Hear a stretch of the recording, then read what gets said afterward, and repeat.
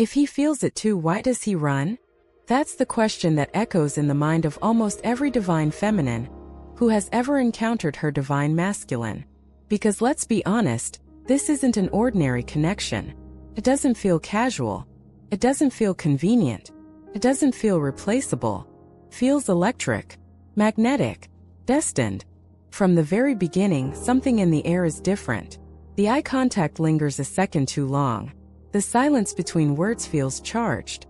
Conversations dive deep almost immediately, as if you've skipped the small talk and landed straight into the soul. And he feels it. You see it in the way he looks at you when he thinks you're not watching. You feel it in the way his energy shifts when you walk into a room. You hear it in his voice when it softens, even if just for a moment. So why does he pull away? Why does he go silent right when things deepen? Why does he create distance just as the intimacy expands? Why does he resist the very thing that feels undeniable? Here's the paradox of the divine masculine in a twin flame connection. The deeper the connection feels, the stronger his resistance becomes. First, it doesn't make sense. You might think, maybe he's not ready for a relationship. Maybe he's emotionally unavailable. Maybe he's afraid of commitment. Maybe he just doesn't care enough. But what if none of those explanations are the real reason? What if his resistance is not about love at all? What if it's about identity? Because when a divine masculine encounters his twin flame, he doesn't just encounter a person. He encounters a mirror. And not a flattering one. He encounters the parts of himself he has avoided, the emotions he buried, the wounds he never healed, the vulnerability he was taught to suppress. Most men in the divine masculine archetype were conditioned to equate strength with control, to equate independence with emotional distance, to equate vulnerability with weakness. They learned to survive by staying composed, rational, grounded, self-contained. But the twin flame connection doesn't respect those walls. It doesn't knock politely, crashes through. Suddenly he feels things he cannot logically explain. He thinks about someone more than he wants to admit. He experiences emotional depth that disrupts his routine. He feels seen in a way that makes him uncomfortable. And here's the part no one talks about. Being seen is terrifying, especially for someone who has built his entire identity around being strong, capable, and unaffected. The divine feminine's presence doesn't just make him feel loved. It makes him feel exposed. And exposure can feel like danger. Have you ever noticed how everything seems to intensify right before he pulls away? The connection deepens. The intimacy increases. He starts opening up, maybe sharing childhood memories, fears, dreams. And then suddenly, silence, distance, confusion. It's almost as if something inside him slams the brakes. That something is not indifference. It's overwhelm. Because when a divine masculine feels the depth of a twin flame bond, he senses, consciously or unconsciously, that this connection will change him. And change threatens stability. Think about it. If loving you means he has to confront his unresolved trauma, if being with you means he can no longer hide behind distractions, if staying means he must dismantle the persona he has carefully constructed, then running feels safer.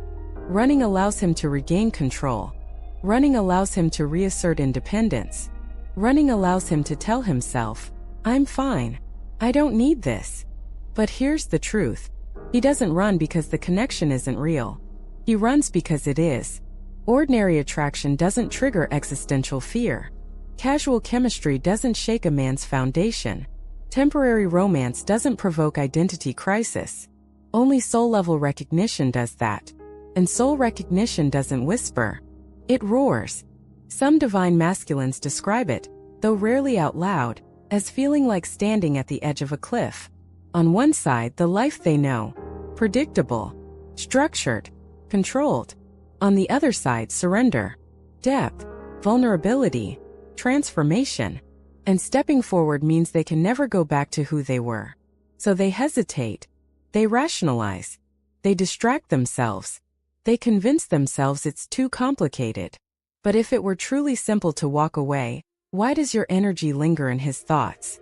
Why does he check your social media even after creating distance? Why does he compare others to you? Why does he feel unsettled when you move on energetically? Resistance and attachment can coexist. In fact, in twin flame dynamics, they often do. The divine masculine resists not because he lacks feeling, but because he feels too much. Too much intensity, too much depth, too much emotional exposure. He may not have the language to explain it. He may not even consciously understand it. But something inside him recognizes that this connection is not casual. It is catalytic. And catalysts are uncomfortable. A catalyst speeds up transformation. It forces movement. It exposes stagnation. The divine feminine often awakens spiritually through longing. The divine masculine often awakens through collapse. But before collapse comes resistance. Before surrender comes denial. Before awakening comes avoidance. That's why part 1 of this journey is not about chasing him or decoding mixed signals. It's about understanding the deeper question. What is he really resisting? Is he resisting you? Or is he resisting the version of himself he must become in order to love you fully? Because here's the hidden layer. The twin flame connection doesn't just ask for love. It demands evolution. And evolution feels like loss before it feels like growth. Loss of old habits. Loss of emotional armor. Loss of ego-based identity. For someone deeply identified with control and stability, that loss can feel like death. So he pulls away. He tries to shrink the connection in his mind. He tells himself it was just timing. He convinces himself he needs space. But space doesn't erase soul recognition. Distance doesn't dissolve energetic bonds. Silence doesn't undo awakening. It only postpones it. And this is where the mystery begins to unfold. The divine masculine doesn't awaken because the divine feminine pushes harder. He awakens when resistance stops working. He awakens when distraction no longer numbs him. When external success feels hollow. When new connections feel incomplete. When the version of himself he tried to maintain starts to crack. But that shift hasn't happened yet. And until it does, resistance is his coping strategy. So if you find yourself asking, why is he resisting something so beautiful? Why does he deny what feels so obvious? Why does he act unaffected when the connection is so intense? Understand this. His resistance is not proof that the bond is weak. It may be proof that the bond is strong enough to threaten everything he thought he was. And that is where our story truly begins. Because in the next phase we will explore what lies beneath this resistance. The fears, the ego battles, the inner war that keeps him frozen between running and returning. For now, remember this one truth. Sometimes the strongest resistance hides the deepest recognition. And the divine masculine doesn't run from what he doesn't feel. He runs from what he cannot yet handle. Before we can truly understand why the divine masculine resists, we have to step back and look at the architecture of the twin flame dynamic itself. Because without understanding the structure, the behavior looks chaotic. Without understanding the polarity, the separation feels personal. And without understanding the roles, the resistance feels like rejection. But what if what's happening isn't random at all? What if it follows a deeper energetic design? The twin flame connection is not built like a typical romantic relationship. It isn't based on compatibility alone. It isn't held together by shared hobbies, similar lifestyles, or convenient timing. It's built on polarity, not gender. Polarity. Divine masculine and divine feminine are not biological identities. They are energetic currents. The divine feminine energy is intuitive, emotionally attuned, inwardly expansive. She feels first. She senses shifts in energy before words are spoken. She often awakens to the spiritual depth of the connection earlier. The divine masculine energy is structured, action-oriented, externally focused. He builds, achieves, stabilizes. He processes emotions differently, often through action rather than discussion. When these two energies meet within a twin flame dynamic, something ancient activates. Feels familiar. Feels like home. And it feels destabilizing. Because unlike karmic relationships, which often revolve around lessons of attachment, trauma bonding, or ego validation, the twin flame connection exposes what is unresolved at the soul level. It doesn't allow hiding. It doesn't allow pretending. It doesn't allow superficiality. And that's where the polarity begins to create tension. In the early stage, the attraction is magnetic. The divine masculine feels energized, inspired, alive. The divine feminine feels recognized, expanded, spiritually awakened. There's a rush of alignment, a sense of destiny, a feeling of finally. But then something subtle shifts. The divine feminine leans inward, wanting depth, conversation, integration. The divine masculine senses the gravity of the connection and begins to lean outward. This is the beginning of what many call the runner-chaser dynamic. But let's dismantle that phrase for a moment.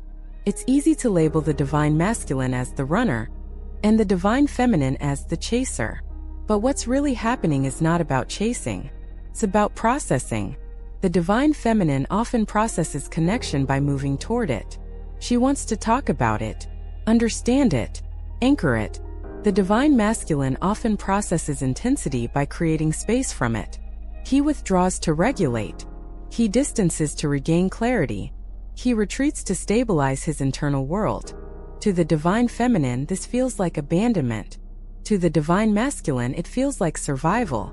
The same event, distance, carries two completely different internal meanings. And this is where misunderstanding multiplies. The divine feminine thinks, if he felt what I feel, he wouldn't pull away. The divine masculine thinks, if I stay in this intensity, I'll lose control. Notice something important here. Both are reacting to intensity, not lack. Intensity. The twin flame dynamic amplifies emotions, memories, desires, insecurities. It magnifies unhealed wounds. It accelerates spiritual growth. For the divine feminine, this often feels like expansion. For the divine masculine, this often feels like pressure. Why? Because many divine masculines have built identities around stability and competence. They are comfortable when they can provide, lead, build, solve. But the twin flame connection presents a scenario they cannot solve. They can't strategize their way out of vulnerability. They can't outachieve emotional depth. They can't control the energetic pull. And when something cannot be controlled, it feels threatening. So resistance begins, not as rejection, but as regulation. Let's consider an example. Imagine a divine masculine who has spent years building his career. He prides himself on discipline, independence, and emotional composure. Relationships in his past have been manageable, predictable, even if imperfect. Then he meets his twin flame. Suddenly, he feels nervous before seeing her. He feels exposed during conversations. He feels seen in ways that stir childhood memories he hasn't touched in decades. He feels joy but also vulnerability. And vulnerability is unfamiliar territory. He doesn't know how to integrate this depth into his current identity. So he creates space. Not because he doesn't care, but because he cares too much to feel steady. This is the energetic push-pull. The divine feminine senses the bond and moves closer. The divine masculine senses the transformation required and steps back. Neither is wrong. Neither is malicious. They are simply responding to the same fire in different ways. And here's the crucial point. The twin flame dynamic is not designed for comfort. It is designed for awakening. Comfort maintains who you are. Awakening transforms who you are. And transformation often feels like chaos before clarity. The runner-chaser phase is not a punishment. It is a purification process. When the divine feminine chases, she is often being invited to reclaim her power, to move from pursuit to presence. When the divine masculine runs, he is often being invited to confront avoidance, to move from control to surrender. The dynamic exposes imbalance in both. But because the divine masculine energy is often less emotionally expressive, his resistance becomes more visible. It looks like indifference. It looks like detachment. It looks like avoidance. But beneath the surface, something else is happening. He is recalibrating. He is trying to reconcile two identities, the man he has been and the man he feels called to become. That gap creates friction, and friction creates distance. Another misconception is that the divine masculine doesn't understand the connection. In many cases he does, but he doesn't interpret it spiritually at first. He might label it as bad timing. He might rationalize it as too intense. He might say, I need to focus on myself. But beneath those explanations is often a deeper realization he cannot articulate. This connection changes me. and change is rarely embraced immediately, especially when it threatens long-standing coping mechanisms. The divine feminine often awakens through longing. She feels the separation and turns inward, healing, reflecting, evolving. The divine masculine often awakens through absence. He feels the distance and begins to question his resistance. But before awakening there is denial. Before union there is imbalance. Before clarity there is confusion. So what's really happening when he resists? The polarity is recalibrating. The energy is reorganizing. The identities are destabilizing. The twin flame dynamic is not about romance first. It's about individuation. It forces each counterpart to confront where they have outsourced their wholeness. The divine feminine must stop seeking validation through pursuit. The divine masculine must stop seeking safety through avoidance. When both return to center, the dynamic shifts. But until then, resistance and longing coexist. And here's the hidden truth. The more the divine feminine anchors into her own alignment, the less she fuels the chasing dynamic. The more the divine masculine feels non-pressured space, the more he begins to examine his resistance. Because resistance feeds on pressure, but it dissolves in presence. So if you are witnessing his distance right now, understand this. You are not watching the collapse of a connection. You are watching the tension of polarity. You are watching two energies learning how to balance. And until that balance is found internally within each of you, the external dynamic will continue to fluctuate. The twin flame journey is not linear. Spirals. It intensifies. Pauses. It restructures. But beneath all of it, something steady remains. The recognition. And recognition is powerful. It cannot be undone. It can only be delayed. So the real question is not, why is he resisting? The deeper question is, what is the dynamic teaching both of you about yourselves? Because once that lesson is integrated, the resistance begins to transform. And when resistance transforms, awakening follows. Because resistance doesn't grow in a vacuum. It grows from fear. And not surface-level fear. Not the kind of fear someone casually admits in conversation. We're talking about deep identity-level fear, the kind that hides beneath confidence, logic, and composure. So let's ask the uncomfortable question. What is the divine masculine actually afraid of? It's not love. It's not intimacy. It's not even commitment in the traditional sense. It's what love will require of him. When the divine masculine encounters his twin flame, something ancient activates inside him. Something that feels bigger than attraction. He doesn't just want her. He feels known by her.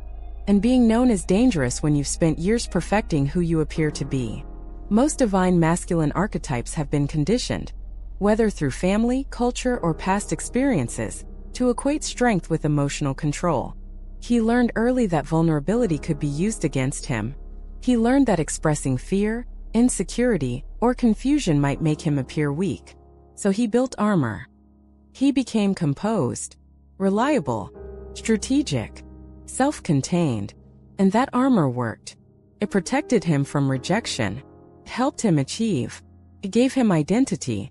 Until the twin flame connection touches the parts of him that armor was hiding. Suddenly, he feels emotionally activated in ways he cannot manage through logic. He feels protective and exposed at the same time. He feels longing and fear simultaneously. And here's the paradox. The very depth that makes the connection sacred is the same depth that makes it terrifying. Let's break down the layers of this fear. 1. Fear of losing control. Control is safety for the divine masculine. Control over career. Control over emotions. Control over outcomes. But the twin flame connection does not operate within predictable systems.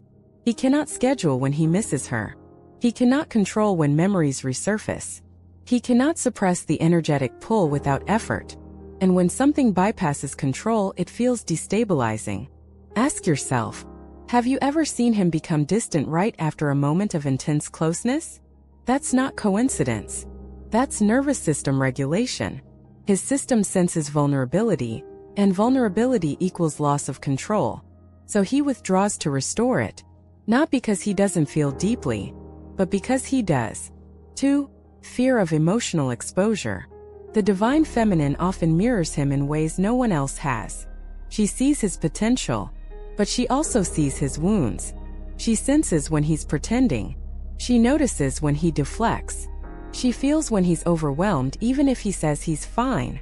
That level of perception is beautiful, but it's also confronting, because if someone sees through you, you can no longer hide behind performance. You can no longer play the role of, "I've got everything handled." And exposure feels raw. It's one thing to be admired. It's another to be understood. Understanding demands honesty, and honesty demands vulnerability. If he has never practiced emotional transparency safely before, this level of intimacy can feel like standing without armor in the middle of a battlefield. So he retreats. Not from her. From exposure. 3. Fear of inadequacy. Here's a layer most people don't talk about. Sometimes the divine masculine resists because he doesn't feel worthy. The twin flame connection often activates his highest potential. He feels inspired around her. Motivated. Awakened. But inspiration can quickly turn into pressure. Because he may subconsciously ask himself, what if I can't meet this level? What if I fail her? What if I disappoint someone who sees so much in me? The divine feminine's love can feel like a spotlight. And if he still carries unresolved shame or past failure, that spotlight exposes it. He may think, she deserves the best version of me. But if he doesn't believe he is that version yet, distance feels safer than risking inadequacy. So instead of growing immediately, he escapes temporarily. 4. Fear of identity collapse. This might be the deepest layer. The twin flame connection doesn't just challenge his emotions, challenges who he thinks he is. If loving her requires emotional depth, he hasn't practiced. If being with her requires healing childhood wounds, if staying means dismantling coping mechanisms that once protected him, then the connection threatens his identity. And identity is powerful. People will fight harder to protect identity than to protect relationships. He may not consciously say, "This relationship challenges who I think I am," but his behavior reveals it.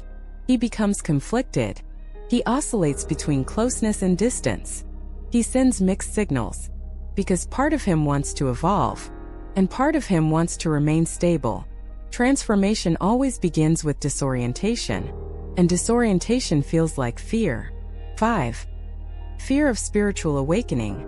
Even if he doesn't use spiritual language, something inside him senses this is not an ordinary bond. The synchronicities, the emotional intensity, the sense of familiarity, the way separation doesn't erase connection, feels larger than logic. And anything larger than logic can feel threatening to someone grounded in practicality. Spiritual awakening often begins with loss of certainty.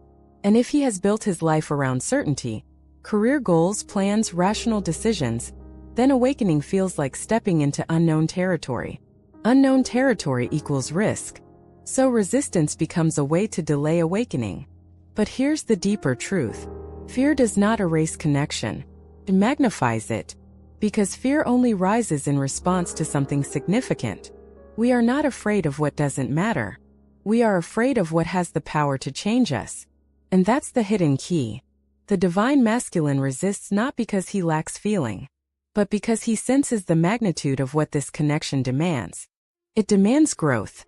It demands accountability. It demands vulnerability. It demands authenticity.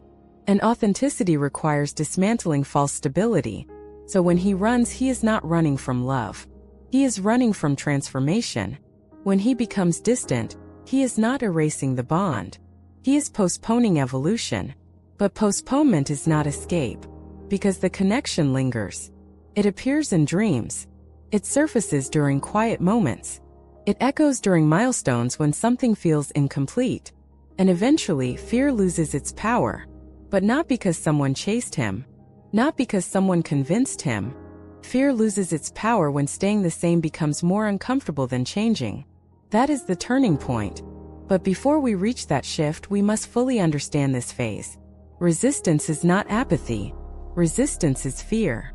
And fear is often the shadow side of desire. So the next time you find yourself asking, why is he afraid of something so beautiful? Remember, beauty is powerful. And power destabilizes what is unprepared. The divine masculine is not weak for feeling fear. He is human. The question is not whether he feels the connection. The question is whether he is ready to face the fears it awakens. And until that readiness emerges, resistance will remain his shield. But shields are temporary. Transformation is inevitable.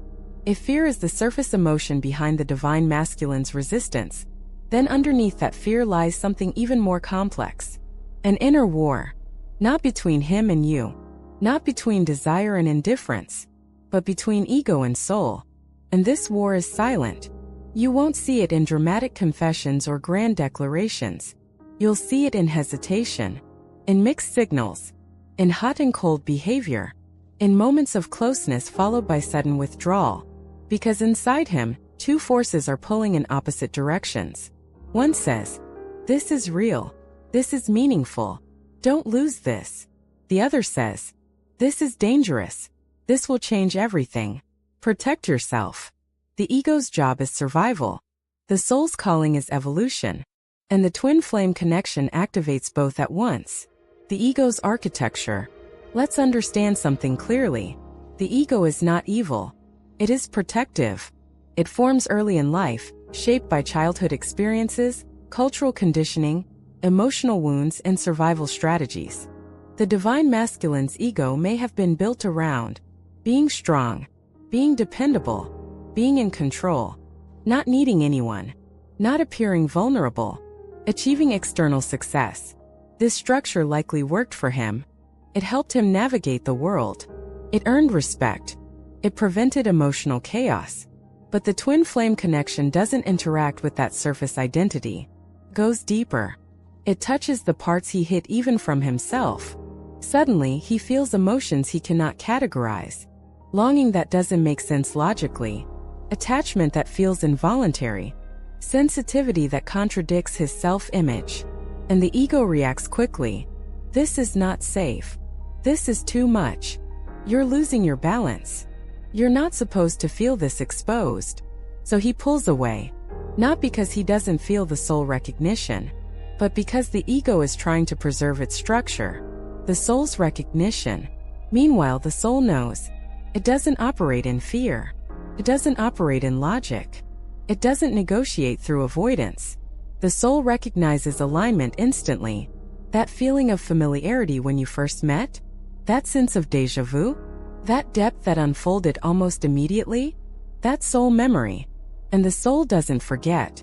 Even during separation. Even during silence. Even during denial. The soul continues whispering.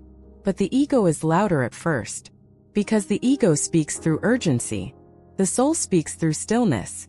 And most divine masculines are more accustomed to listening to urgency. The inner conflict in action. Let's imagine a moment. You share something vulnerable with him. A childhood memory. Fear. A dream. He responds softly. He opens up too. There's intimacy. For a brief window, ego loosens its grip. He feels safe. Then later that night something shifts. He replays the conversation. He feels exposed. He thinks, did I reveal too much? Am I getting too attached? Is this moving too fast? Am I losing control? The ego steps in. Distance feels necessary. He becomes less responsive, more reserved, more analytical. The soul says, stay. The ego says, step back. And he listens to the voice that feels safer. Not because it's right, but because it's familiar. Why the ego fights so hard? Because this isn't just about love. It's about identity collapse. The twin flame connection often reveals where the divine masculine is not fully aligned with his authentic self. He may be successful but unfulfilled, confident but emotionally guarded, independent but secretly longing for depth. The connection shines light on the gap between who he is and who he could become. And that gap is uncomfortable. Growth requires dismantling. And dismantling feels like loss before it feels like liberation. So the ego says, stay where you are. You don't need this level of disruption. You were fine before. But was he? If he were truly fine, why does your absence feel loud? If he were truly stable, why does he think about you when he tries not to? If he were truly unaffected, why does he compare others to you? Because the soul is persistent. It doesn't disappear just because ego chooses avoidance. The illusion of control. The ego convinces him that leaving restores power. But control gained through avoidance is temporary. First he may feel relief. I made the right decision. It was too intense anyway. I need to focus on my goals. He regains routine, structure, distraction, but something feels slightly off. Because when the soul has recognized its mirror, ordinary connections begin to feel muted. Surface-level conversations lack depth. Attraction feels incomplete. Achievements feel hollow at times. And that subtle emptiness is the soul's echo. The ego can suppress, but it cannot erase. Why this war must happen? Here's the truth many don't understand. The ego-soul conflict is necessary. If the divine masculine immediately surrendered without inner restructuring, union would not be stable. The ego must be challenged. Old coping mechanisms must surface. Unresolved wounds must be exposed. Otherwise, he would bring the same defenses into union. Resistance is not proof of failure. It is proof that restructuring is in progress. But restructuring is messy.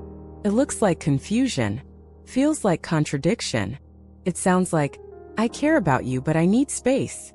Because both statements are true. He cares, and he is overwhelmed. He longs, and he is afraid. He feels, and he resists. This is not hypocrisy. This is inner war. The turning point. Eventually something shifts. The ego grows tired. The strategies stop working. Distance no longer provides relief. Distraction no longer numbs the pull. He may experience a life event. Loss, failure, crisis, burnout. Something cracks the ego's certainty. And in that crack, the soul's voice becomes clearer. It no longer whispers. It steadies. It says, you can't outrun what is aligned. You can't build fulfillment through avoidance. You can't silence truth forever. And this is where awakening begins. Not because the divine feminine convinced him. Not because he was pressured. But because the ego finally exhausted itself. And the soul was still standing. The deeper question. So when you witness his resistance, ask yourself, are you seeing indifference? Or are you witnessing a man negotiating between who he has been and who he is meant to become? Because the twin flame connection doesn't simply ask for love. It asks for integration. Ego must evolve. Soul must lead. And that transition rarely happens without turbulence. The divine masculine is not battling you. He is battling his own internal structure. And until that structure transforms, his behavior will reflect the conflict. But remember this.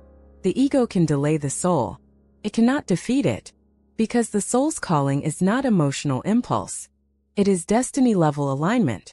And when the moment comes, when ego finally loosens its grip, he won't return from fear. He will return from clarity. Not because he needs you, but because he recognizes himself in the mirror of the connection. And that recognition is stronger than resistance. The war ends when identity aligns with truth. And when that alignment happens, resistance dissolves naturally. Not forced, not dramatic, but inevitable. By now, you understand something important. The divine masculine does not resist because he doesn't feel. He resists because he feels too much. But there is a deeper layer to this. If the ego and soul are at war, if fear is rising beneath the surface, if identity feels threatened, then running becomes a strategy, not a solution. A strategy, because when surrender feels like emotional freefall, distance feels like solid ground. Let's ask the question honestly. Why does running feel safer than surrender? 1. Surrender feels like loss of control. Surrender is misunderstood. It doesn't mean weakness. It doesn't mean dependency. It doesn't mean giving up power. But to the ego, surrender feels like losing control. And control has likely been the divine masculine's primary coping mechanism his entire life. Control over emotions. Control over outcomes. Control over relationships. Control over how much he reveals. But the twin flame connection bypasses strategy. It doesn't wait for him to prepare. It doesn't move according to logic. It doesn't follow predictable pacing. It accelerates intimacy. It intensifies emotions. It amplifies vulnerability. And suddenly he is not in control of how deeply he feels. So he retreats. Because stepping back restores the illusion of stability. When he creates distance, he regains structure. He can return to routine. He can focus on work. He can engage with distractions. He can tell himself he's fine. And for a moment it works. But here's the truth. Running creates temporary relief. Surrender creates permanent transformation. And transformation is far more frightening in the beginning. 2. Emotional shutdown as a survival mechanism. When things get intense, many divine masculines don't explode. They shut down. They become quieter, less expressive, more rational, more distant. This isn't cruelty. It's conditioning. If a man learned early in life that emotions lead to chaos, conflict, or rejection, then emotional intensity becomes a threat. And the twin flame connection is emotional intensity at its highest level. It activates childhood wounds. It brings unresolved grief to the surface. It exposes attachment patterns, forces introspection. And if he has not built emotional resilience yet, his nervous system goes into protection mode. Shutdown feels safer than vulnerability. Distance feels safer than depth. Silence feels safer than emotional transparency. He may not consciously think, "I am overwhelmed," but his body knows. His nervous system senses unfamiliar depth and reacts. Withdrawal becomes regulation. But the divine feminine often interprets this as rejection. She feels abandoned, confused, questioning her worth. Yet what she is witnessing is not rejection of her. It is his system trying to stabilize itself. 3. Distraction as escape. When running begins, it often comes with distraction. Work intensifies. Social life increases. New connections appear. Hobbies multiply. From the outside, it looks like he has moved on. But distraction is not detachment. It is avoidance. Because distraction numbs awareness. If he keeps himself busy enough, he doesn't have to sit in the discomfort of transformation. If he fills his time with external validation, he doesn't have to examine internal conflict. If he jumps into something new, he can temporarily mute the echo of the connection. But here's what usually happens. The new connection lacks depth. The distraction loses excitement. The routine becomes repetitive. And in quiet moments, when the noise fades, the memory returns. The pull returns. The awareness returns. Because avoidance does not erase alignment. Postpones confrontation. 4. The illusion of freedom. After separation, the divine masculine may feel lighter at first. No emotional intensity. No deep conversations. No confronting old wounds. No pressure to evolve. Feels like relief. But relief is not the same as peace. Relief is the absence of pressure. Peace is the presence of alignment. And over time the relief fades. Because something subtle begins to feel missing. He may not articulate it. He may not even consciously connect it to you. But something feels incomplete. Because when the soul recognizes its mirror, ordinary experiences begin to feel slightly muted. He may ask himself, why does everything feel normal but not fulfilling? Why am I successful but restless? Why do I think about her when nothing reminded me? Because surrender was not about losing freedom. It was about stepping into deeper authenticity. And authenticity always feels uncomfortable before it feels liberating. 5. Why surrender feels like death before rebirth. Surrender requires ego softening. It requires admitting, I don't have everything figured out. I am affected more than I want to admit. I feel deeply. I need growth. And for someone whose identity has been built around independence and emotional control, that admission feels destabilizing. It feels like losing a former version of himself. And in a way it is. But here's the paradox. The version of him that is dissolving was built on protection. The version emerging is built on authenticity. Running preserves the old version. Surrender births the new one. But rebirth always feels like death to the ego. That's why resistance can look so strong. Because the ego fights hardest when it senses transformation is near. 6. Why he thinks about you even when he runs. Here's a question that often lingers. If he created distance, why does he still check in energetically? Why does he look at your social media? Think about you during milestones? Feel triggered when you detach? Sense your absence deeply? Because soul recognition does not disappear. Even if he chooses avoidance behaviorally, the energetic imprint remains. The twin flame bond is not sustained by proximity. It is sustained by alignment. And alignment cannot be undone through distraction. So he oscillates. He distances physically, but energetically he remains aware. And that tension builds. Because the longer he runs, the louder the inner conflict becomes. 7. The breaking point. Eventually something shifts. Running becomes exhausting. Avoidance becomes hollow. Distraction loses its effectiveness. He may experience burnout, loss, disappointment, emotional loneliness. Something cracks the illusion of stability. And in that crack, the truth surfaces. He was not running from you. He was running from himself. Running from growth. Running from vulnerability. Running from identity transformation. And at some point, staying the same becomes more painful than changing. That is when surrender stops feeling like loss and starts feeling like relief. The deeper reflection. So when you ask, why does he run from something so sacred? Understand this. Running is not rejection. It is fear choosing familiarity over evolution. It is ego choosing stability over transformation. It is protection choosing distance over exposure. But protection has limits. Eventually, it suffocates what it was meant to guard. And the divine masculine will face a moment where he must choose. Continue preserving who he was, or step into who he is meant to become.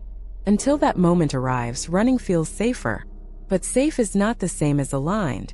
And alignment always calls louder over time. Because surrender was never about losing himself. It was about finally becoming himself. And when that realization lands, running no longer feels safe, feels incomplete. And that is where the next shift begins. Up until this point, everything we've explored explains the resistance, the fear, the ego-soul conflict, the need for control, the instinct to run. But now we arrive at the moment that changes everything. The shift. Because no matter how long the divine masculine resists, no matter how far he runs, no matter how deeply he buries the connection, there comes a point when resistance stops working. And that point is not dramatic at first. It doesn't always look like a sudden confession of love. It doesn't always come with grand gestures. It often begins quietly, internally, subtly, unavoidably. This is what we call the twin flame shift. 1. When distraction no longer numbs. At first, distance feels relieving. He immerses himself in work, new routines, new connections, new goals. He tells himself he needed space. He convinces himself it was too intense. He restores control. But over time, something begins to feel empty. Not catastrophic, just subtly hollow. Achievements don't hit the same. Social distractions lose depth. New connections feel surface level. He may not consciously say, I miss her, but he feels something missing. And this is crucial. Because when distraction no longer numbs the internal pull, the ego begins to weaken. The coping strategy that once worked stops providing relief. And when coping fails, truth surfaces. 2. The moment of emotional awareness. The twin flame shift often begins with emotional awareness. Maybe it happens during a quiet night. Maybe it happens after a life disappointment. Maybe it happens during burnout. Or after a relationship that fails to compare. He pauses, and instead of suppressing the thought of her, he allows it. He doesn't fight it. He sits with it, and something shifts. He realizes the connection wasn't obsession. It wasn't fantasy. It wasn't coincidence. It was depth, and depth is rare. This is the first crack in resistance. Because denial loses strength once awareness begins. 3. Ego exhaustion. Resistance takes energy. Running requires effort. Avoidance demands distraction. And over time that energy drains him. The ego becomes tired. Tired of pretending indifference. Tired of maintaining emotional distance. tired of suppressing memory. And when the ego is exhausted, it loosens its grip. Not out of weakness, out of fatigue. He may begin questioning himself. Why am I still thinking about this? Why does her absence feel louder than her presence did? Why do I feel incomplete even when everything looks fine? These are not small questions. These are identity-level cracks. And cracks allow light in. 4. The collapse of false stability. Often, the twin flame shift is triggered by some form of collapse. It doesn't have to be dramatic, but it disrupts his sense of control. Could be a career setback, a personal loss, a relationship that fails unexpectedly, burnout from overachievement, loneliness that surfaces unexpectedly. Something forces him to confront the illusion that control equals fulfillment. And in that confrontation, he realizes something uncomfortable. He built stability externally, but he neglected depth internally. And the twin flame connection represented depth, not chaos. Depth. This realization redefines everything. Because what he once labeled too intense now feels meaningful. What he once labeled too complicated now feels significant. What he once avoided now feels unfinished. 5. The awakening of accountability. One of the biggest markers of the shift is accountability. Before the shift, he rationalizes. It wasn't the right time. She was too emotional. It was overwhelming. After the shift, the narrative changes. He begins to ask, was I avoiding growth? Did I pull away out of fear? Did I mistake vulnerability for weakness? This is maturity emerging. Not because someone forced him, but because reflection deepened. And reflection deepens when the ego softens. The divine masculine begins to see his own patterns, his shutdown tendencies, his avoidance habits, his discomfort with vulnerability, and instead of defending them, he observes them. That observation is awakening. 6. The energetic reversal. Here's something subtle but powerful. The twin flame shift often coincides with the divine feminine detaching energetically. When she stops chasing, when she returns to herself, when she anchors in her own growth, the polarity changes. The pressure disappears. And without pressure, resistance has nothing to push against. The divine masculine feels the space. And instead of relief, he feels clarity. Because without external pursuit, his internal feelings become undeniable. It's no longer about reacting. It becomes about recognizing. This is the energetic reversal. The one who once ran begins to feel the pull. The one who once resisted begins to reflect. Not because dynamics are manipulated, but because alignment shifts. 7. Realizing love is strength. Before the shift, vulnerability equals weakness. After the shift, vulnerability equals power. He begins to understand that loving deeply does not diminish him. It expands him. He sees that emotional openness does not make him unstable. It makes him authentic. He understands that connection is not a threat to independence. It enhances it. This realization doesn't always happen overnight. But once it lands, resistance dissolves naturally. Because he no longer perceives surrender as loss. He perceives it as alignment. 8. The desire to return, not from fear but clarity. The most important distinction in this shift is motivation. Before awakening, any impulse to reconnect might come from loneliness, or jealousy, or fear of losing her. After awakening, the impulse is different. Comes from clarity, not desperation. He doesn't reach out because he's afraid she'll move on. He reaches out because he recognizes what the connection meant. He understands that the growth he resisted was necessary. He no longer sees the connection as destabilizing. He sees it as transformative. And transformation no longer terrifies him. It inspires him. 9. Why this shift cannot be forced. This is crucial. The twin flame shift cannot be rushed. It cannot be manipulated. It cannot be demanded, because it requires internal collapse. It requires ego exhaustion. It requires emotional awareness. And those processes unfold individually. Pressure delays it. Silence accelerates reflection. Chasing fuels resistance. Self-alignment fuels awakening. The divine masculine awakens not because he is convinced. He awakens because his old identity can no longer sustain itself. And once that realization crystallizes, everything changes. 10. The sacred turning point. So what truly changes everything? It's not the intensity of love. It's not the pain of separation. It's not the fear of loss. It's the realization that running did not bring peace. And staying aligned with truth feels lighter than avoiding it. The twin flame shift is not emotional drama. It's inner clarity. It's the moment he understands. I was not protecting myself. I was limiting myself. And in that understanding, resistance dissolves. Not instantly, but inevitably. Because once the soul's voice becomes louder than the ego's fear, surrender no longer feels like falling. Feels like coming home. And that is the moment the divine masculine truly awakens. The shift has happened. Not loudly. Not dramatically. Not in a way the world would immediately notice. But internally, something irreversible has changed. The resistance that once felt solid now feels heavy. The avoidance that once felt safe now feels limiting. The ego that once felt protective now feels restrictive.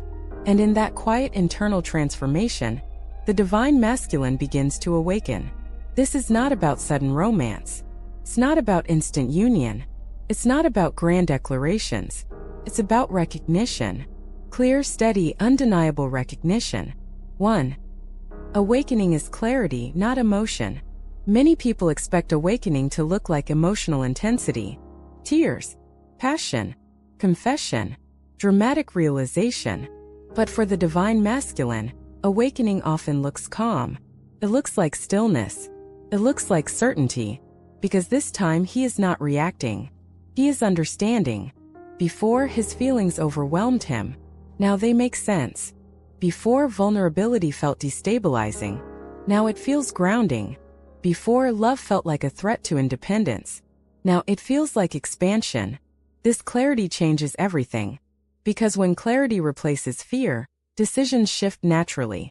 2. The integration of ego and soul. In earlier stages, ego and soul were in conflict. The ego said, "Protect yourself." The soul said, "Move toward alignment." Now something powerful happens. Integration. The ego no longer fights the soul. It aligns with it. The divine masculine realizes that strength and vulnerability are not opposites. He understands that emotional depth does not weaken him, stabilizes him. He begins to see that control is not the same as power. True power is self-awareness. True strength is emotional responsibility. True leadership includes emotional honesty. This is maturity emerging. Not performative maturity, embodied maturity. And when ego integrates rather than resists, behavior changes. Not impulsively, not anxiously, but intentionally. 3. Emotional accountability. One of the clearest signs of awakening is accountability. Before awakening, he may have justified distance. It was too intense. I needed space. It wasn't the right time. After awakening, reflection deepens. He may quietly acknowledge, I was afraid. I shut down instead of communicating. I avoided vulnerability. I projected my fear onto her. This shift from justification to ownership is profound, because accountability dissolves blame. It ends the narrative of circumstances. It replaces it with self-awareness. And self-awareness is the foundation of conscious love. He no longer sees the connection as something that happened to him. He sees it as something that revealed him to himself. 4. Love without panic. Earlier, his feelings triggered anxiety. The intensity felt destabilizing. Now the same connection feels steady. Not weaker. Steadier. Because fear is no longer attached to it. He doesn't feel the urge to run when intimacy deepens. He doesn't feel the need to retreat after vulnerability. He doesn't feel overwhelmed by emotional closeness. He feels anchored. And this is important. Awakened love does not feel chaotic. It feels grounded. Feels chosen. Not reactive. He is no longer responding from impulse. He is acting from intention. 5. The desire to lead, not escape. Before awakening, he may have led through distance. He created space. He withdrew. He waited. Now leadership takes a different form. He steps forward. He communicates. He clarifies. He expresses. Not because he fears losing her, but because he respects the connection. He understands that silence creates confusion. He understands that avoidance creates imbalance. He understands that conscious partnership requires participation. So instead of running, he initiates. Instead of disappearing, he engages. Instead of shutting down, he speaks. And when he speaks now, it feels different. Feels centered. Not defensive. Not reactive. Centered.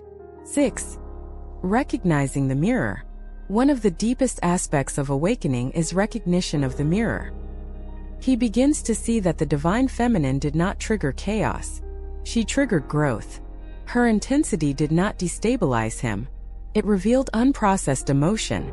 Her depth did not overwhelm him. It exposed where he was emotionally guarded. Her presence did not threaten his independence. It invited his expansion. And when he understands this, resentment dissolves. Projection dissolves. Resistance dissolves.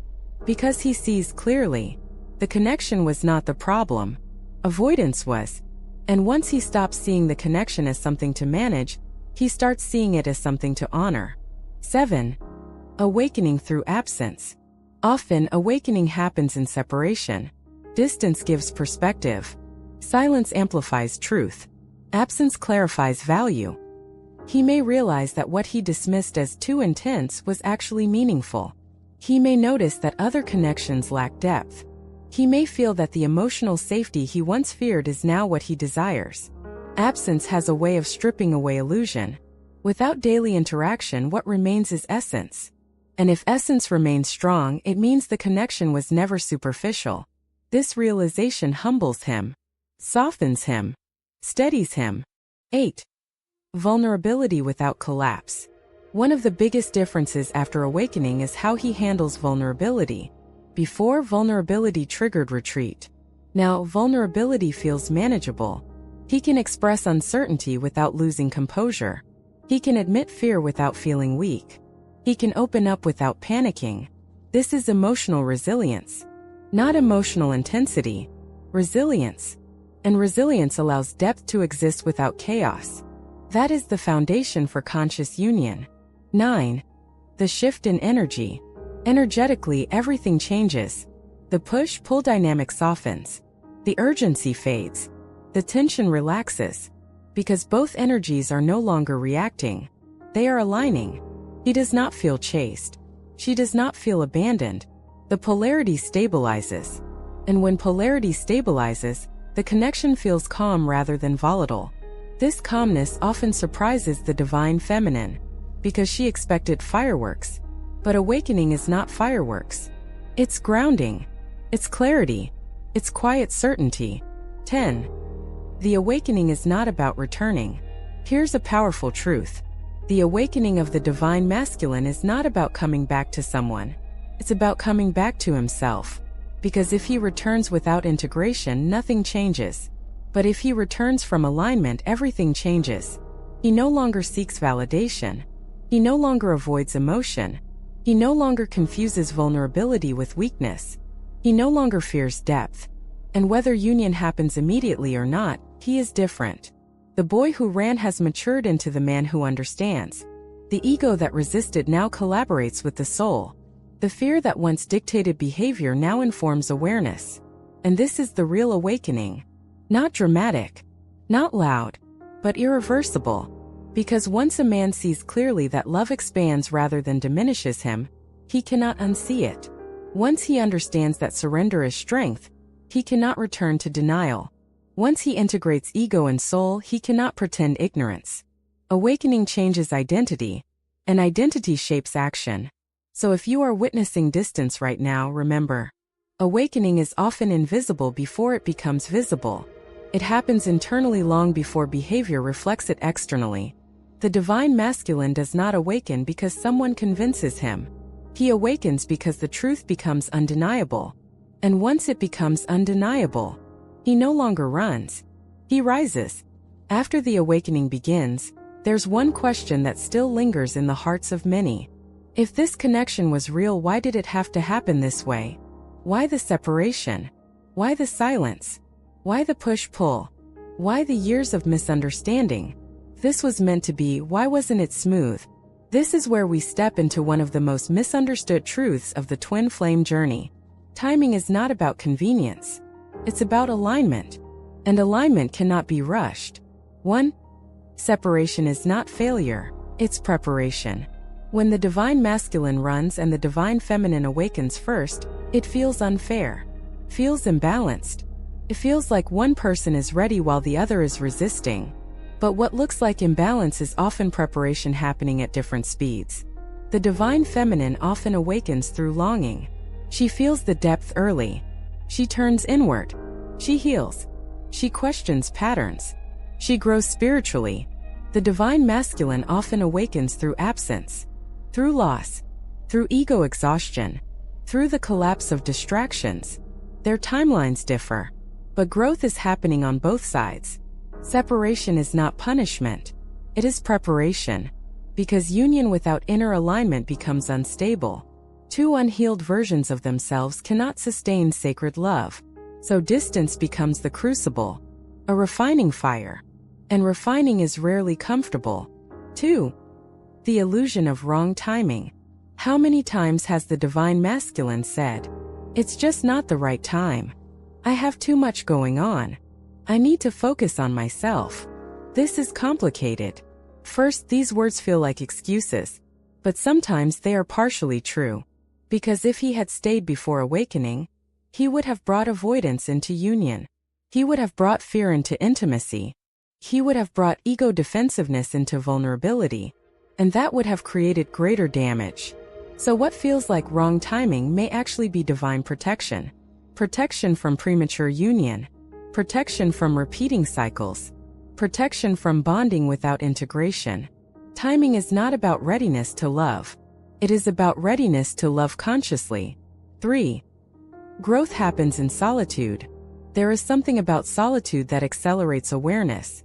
When the divine feminine stops chasing and returns to herself, she reclaims her power. When the divine masculine sits in the absence of the connection, he feels the truth without distraction. Solitude removes external noise. And in that silence, truth echoes louder. He begins to notice patterns. He recognizes how he withdraws when overwhelmed. He understands how fear shaped decisions. He sees where pride blocked communication. Without solitude, reflection is shallow. With solitude, reflection deepens. And deep reflection is the birthplace of maturity. 4. Divine timing is energetic, not chronological. We often measure time in days, months, years. But energetic timing doesn't follow calendars. It follows readiness. You can meet your twin flame at 25 and reunite at 40. You can separate for weeks or for years. The timeline does not define the connection. Alignment defines the connection. If the divine masculine awakens but the divine feminine is still chasing, imbalance remains. If the divine feminine detaches but the divine masculine is still defensive, imbalance remains. Timing becomes divine when both return to center. When neither is reacting from fear. When neither is pursuing from lack. When neither is withdrawing from ego. Union is not about proximity. It is about energetic equality. 5. The role of the divine feminine in timing.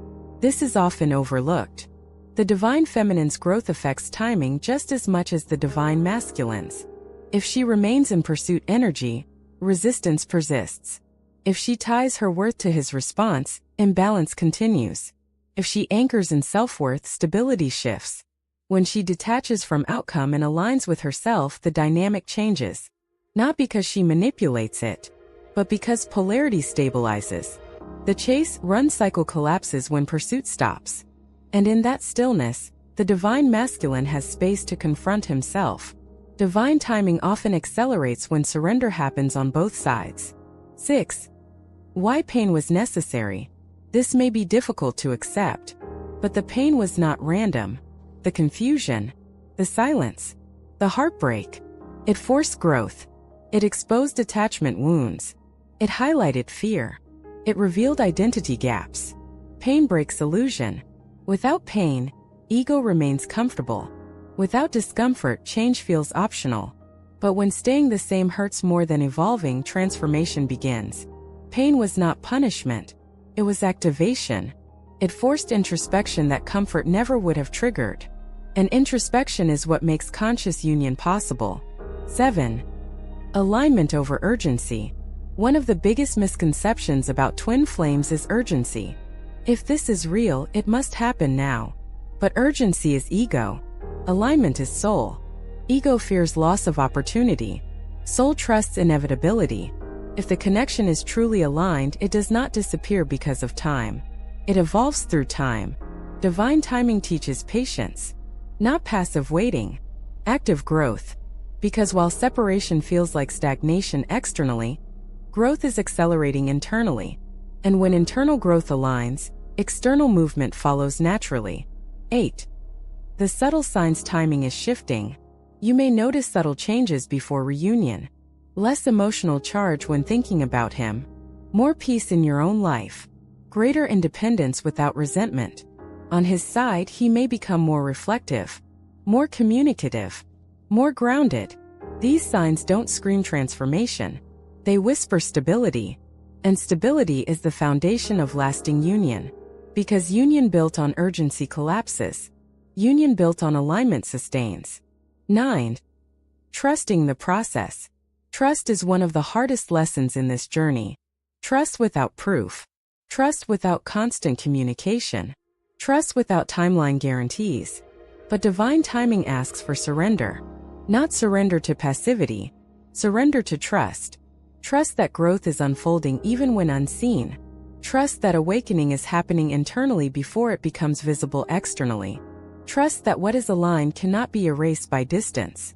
The soul does not forget what it has recognized. Even if the ego delays, even if time stretches, even if circumstances intervene, recognition remains. And recognition seeks completion. 10. The sacred truth about timing. Timing is not divine because it is convenient. It is divine because it is precise. It allows ego to soften, wounds to surface, identity to evolve, polarity to rebalance, self-worth to stabilize. And when both individuals reach emotional maturity independently, reunion no longer feels like rescue. Feels like choice. Not need. Choice. The divine masculine does not return because he fears losing her. He returns because he is ready. The divine feminine does not accept him because she fears being alone. She accepts him because she is whole. This is divine timing. Two whole individuals meeting from alignment. Not desperation. Not urgency. Not unfinished growth. Alignment. And alignment cannot be forced. It must unfold. So if you are in separation right now, understand this. You are not stuck. You are becoming. Timing is not working against you. It is working through you. Because when the moment arrives, when ego has softened, fear has integrated, and soul leads clearly, union will not feel chaotic. It will feel inevitable. And that inevitability is what makes timing divine. By now, you understand the journey. You understand the resistance. You understand the fear. You understand the ego-soul war. You understand the collapse that leads to awakening. You understand divine timing. But here's the question that naturally follows. How do you know the shift is actually happening? How do you distinguish between another cycle of avoidance and a real transformation? Because in the twin flame journey, hope can sometimes blur discernment. So let's move beyond fantasy. Let's talk about grounded, observable, energetic, and behavioral signs that the divine masculine shift is unfolding. Not imagined signs. Not wishful thinking. Real shifts. 1. His energy feels different, even before his words do. The first shift often happens energetically before it becomes verbal. If you're highly intuitive, as many divine feminines are, you may sense it. The chaotic pull feels calmer. The anxiety around him softens. The obsessive thoughts reduce. You no longer feel like you're pulling on a closed door. Instead, the energy feels neutral or even receptive. This is important, because when resistance dissolves internally, it changes the energetic field between you. You may feel Less urgency. Less emotional turbulence. More grounded awareness. Quiet sense of knowing. And here's the paradox. When the shift is real, you often feel more detached, not more desperate. Because your nervous system no longer senses rejection. The dynamic stabilizes energetically before it stabilizes externally. 2. He begins reflecting instead of deflecting. Before awakening, conversations often ended in avoidance. He minimized depth, changed subjects, shut down emotionally, blamed timing or circumstances. After the shift begins, something subtle changes. He reflects. Instead of saying, "It was too much," he might say, "I wasn't ready." Instead of saying, "You were intense," he might say, "I felt overwhelmed." Instead of blaming external factors, he examines his internal state. Reflection replaces defensiveness. Accountability replaces avoidance. This is not dramatic at first. It's subtle, but it's powerful. Because self-reflection signals ego softening, and ego softening signals awakening. 3. His communication feels grounded, not reactive. Before, communication may have been inconsistent. Hot one week, cold the next. Deep conversation followed by silence. After the shift, communication stabilizes. Not necessarily constant, but consistent. He no longer disappears impulsively. He no longer engages intensely and retreats suddenly.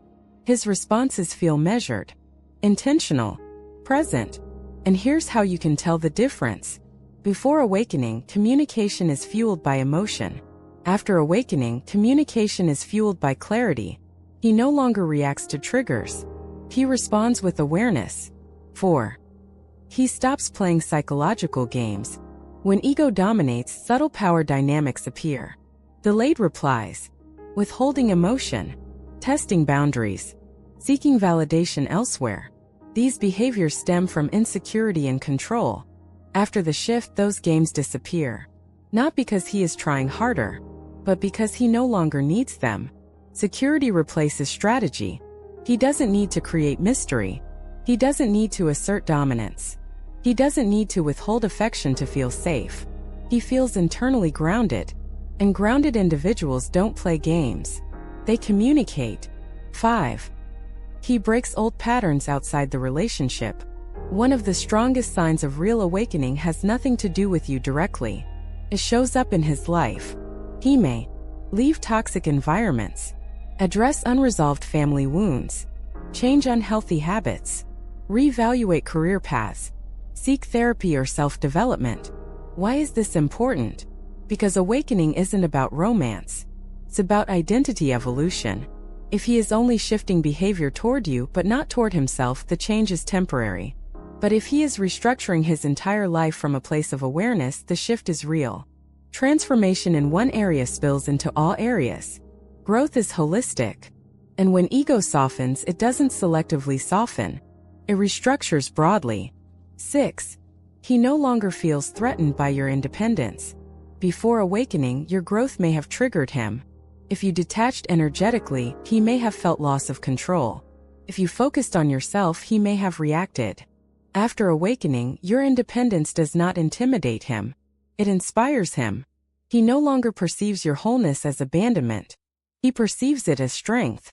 This is crucial, because conscious union requires two whole individuals. If he only wants you when you chase him, the shift hasn't happened.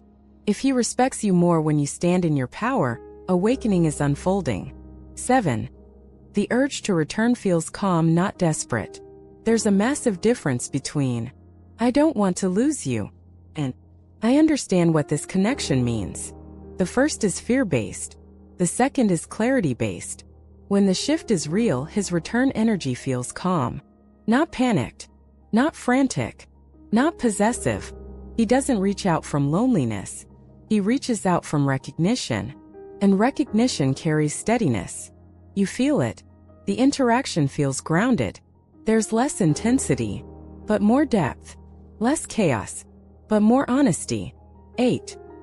He is comfortable with emotional depth. Before awakening, depth overwhelmed him. After awakening, depth stabilizes him. He no longer flinches when conversations turn vulnerable. He doesn't redirect away from emotional topics. He can sit in silence without anxiety.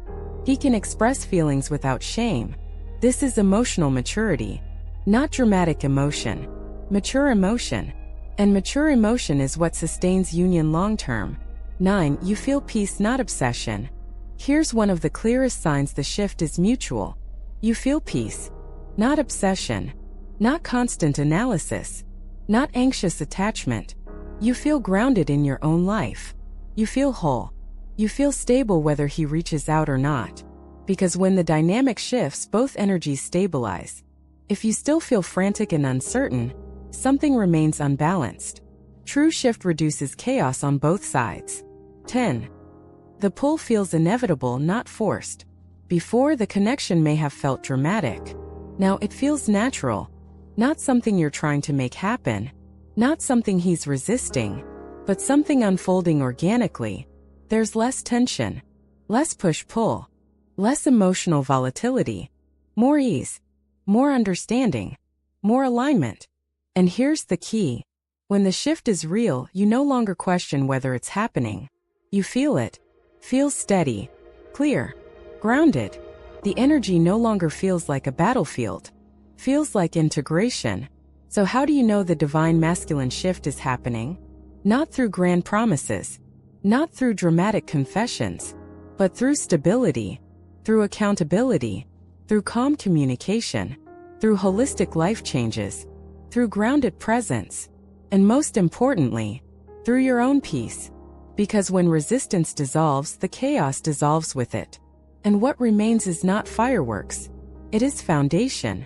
The divine masculine doesn't awaken loudly. He awakens steadily. And when he does, you won't feel the need to chase proof. You will feel alignment. And alignment speaks quietly, but unmistakably. We've walked through every layer of this journey. The mystery, the polarity, the fear, the ego-soul war, the running, the collapse, the shift, the awakening, the signs. And now we arrive at the final truth, the sacred truth about resistance. Because if you strip away the confusion, the silence, the push-pull, the heartbreak, something deeper has always been present. Resistance was never the end of the story. It was part of the initiation. Let that sink in. The divine masculine's resistance was not proof that the connection was weak.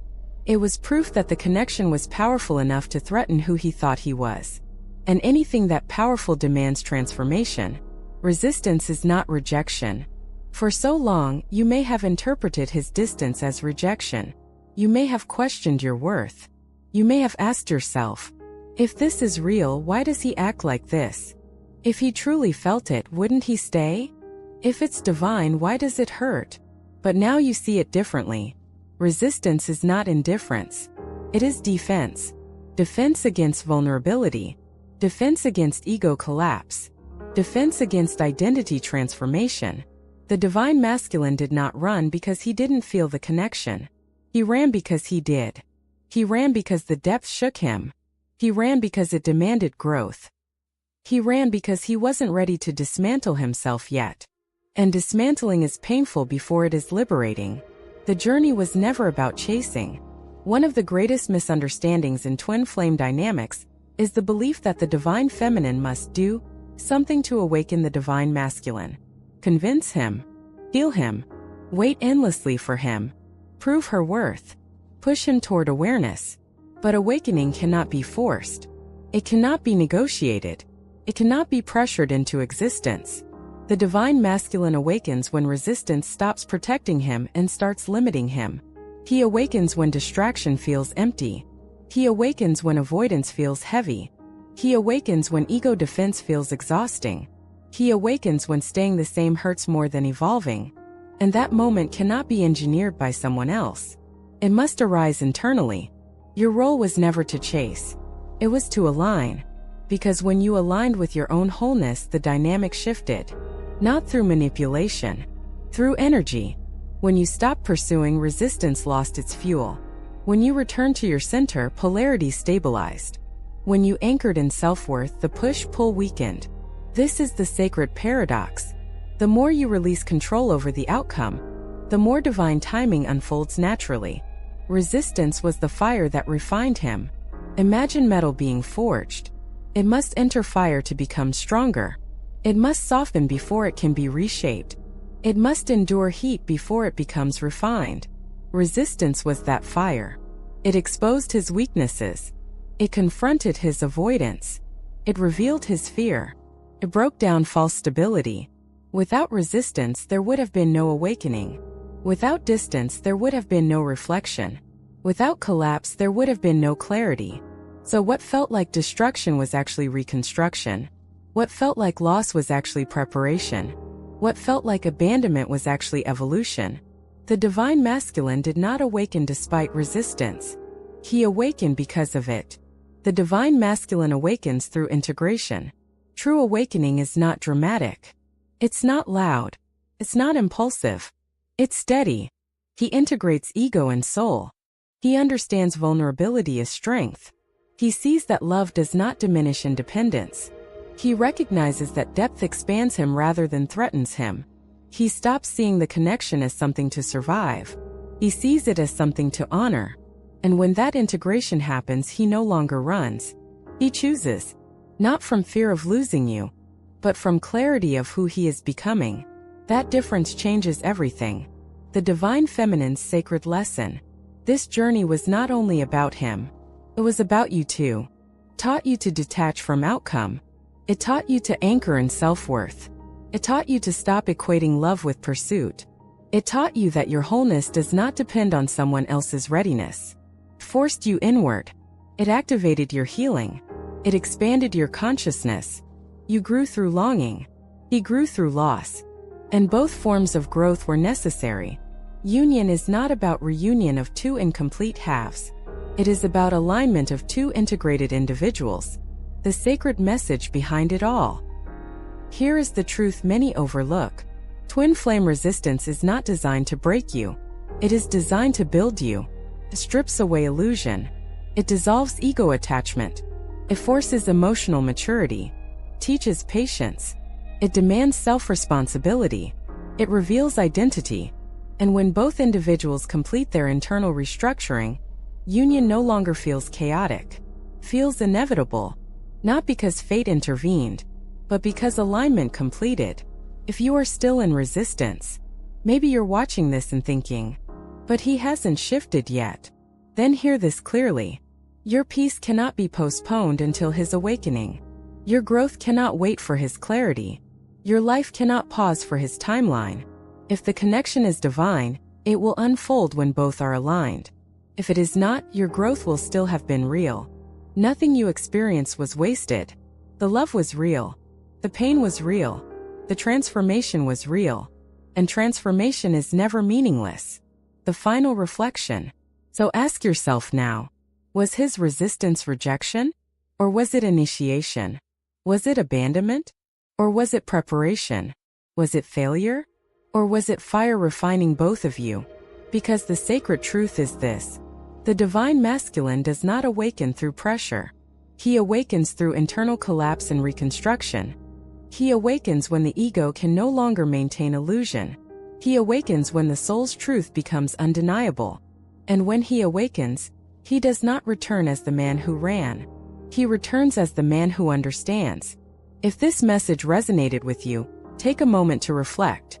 Are you witnessing resistance? Or are you witnessing transformation in progress? Are you chasing proof? Or are you aligning with your own wholeness? The twin flame journey is not about forcing union. It's about becoming the version of yourself who can sustain it. If you're on this path, you're not alone. Share your experience in the comments below. What stage are you in right now? What shift have you witnessed in him or in yourself? And if this message helped you see your journey more clearly, subscribe to this channel for deeper insights into twin flame dynamics, spiritual growth, and conscious love. Because this journey is not about waiting. It's about awakening. And awakening always begins within.